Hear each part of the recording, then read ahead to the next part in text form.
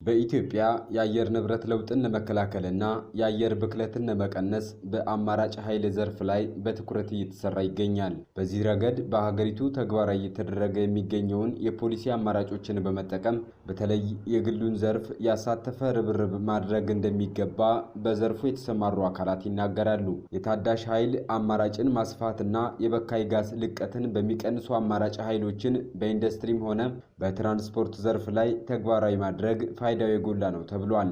በሀገሪቱ የተቀመጠውን ምቹ የፖሊሲ አማራጭ በመጠቀም በቅርቡ ወደ ስራ የገባውና በርካታ የኤሌክትሪክ ተሽከርካሪዎችን በሀገር ውስጥ እያመረተ ለገበያ እያቀረበ የሚገኘው ሆራ የኤሌክትሪክ ተሽከርካሪ አምራች ድርጅት ለበርካታ ዜጎች የሥራ ዕድል ከመፍጠሩን ባሻገር የአየር ብክለትን የሚቀንሱና ወጪ ቆጣቢ የሆኑ የተለያዩ አማራጭ ያላቸውን የኤሌክትሪክ ትራንስፖርት ተሽከርካሪዎችን በሀገር ውስጥ በማምረት ምቹና የተቀላጠፈ አገልግሎት የሚሰጡ የትራንስፖርት አገልግሎቶችን ለዜጎች ያቀርበዋል።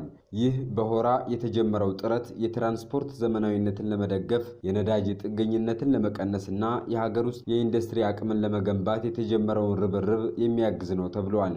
ይህ ጅማሮ ኢትዮጵያ በኤሌክትሪክ ተንቀሳቃሽነት በአረንጓዴ ትራንስፖርትና የሥራ ዕድል ፈጠራ ለማጠናከር ያላትን ቁርጠኝነት እንደሚያሳይ ተመላክቷል።